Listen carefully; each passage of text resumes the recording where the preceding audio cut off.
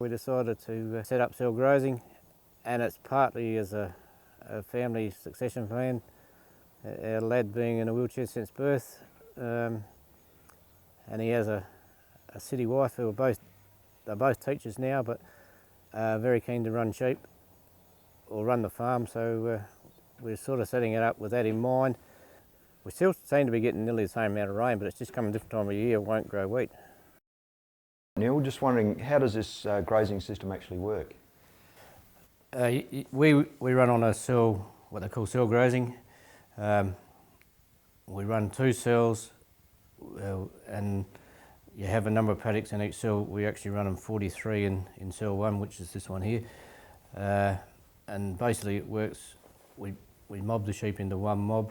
We run around 600 to 700 sheep per mob.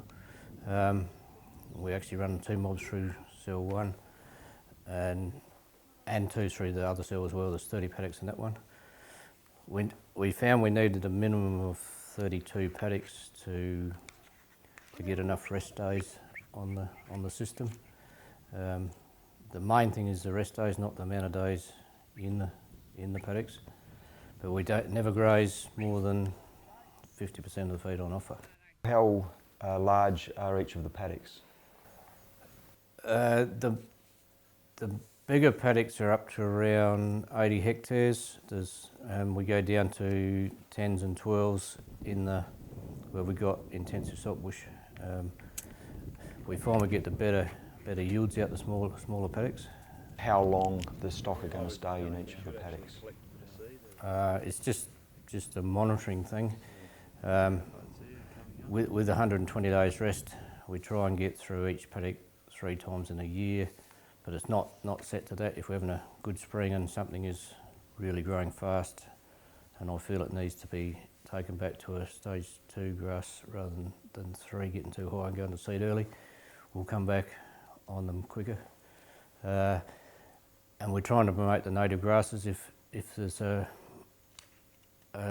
native grass starting to show up again that it's not very prevalent, we'll miss a graze so it can actually seed.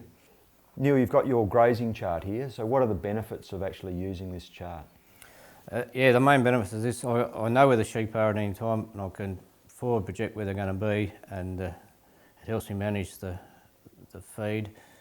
Like I know I've been in this paddock here in May, so 120 days, I've got to be looking at that to come back again. The different colours represent each mob that I'm running through there. So how long do you spend keeping this up to date, Neil? I can probably do it I usually do it on the weekend. It takes about 10 minutes. At the end of each month, probably maybe a quarter an hour. So it's a really good risk management tool. Yeah, it's very good. It's probably the heart of the system. If you do it properly, it definitely I think it's the heart of the whole system. And I do, like I said, forward project all the time on it, knowing where I've got enough sheep or too many. And I've always got some sheep that I can sell sort of at a month's notice if I need. We find with the system, like with 120 days rest, we always get some rain in that period, and it always grows some feed. Before, 10 mil of rain wouldn't grow as much feed, but with this now, with the extra feed cover, we're definitely getting feed on 10 mil of rain.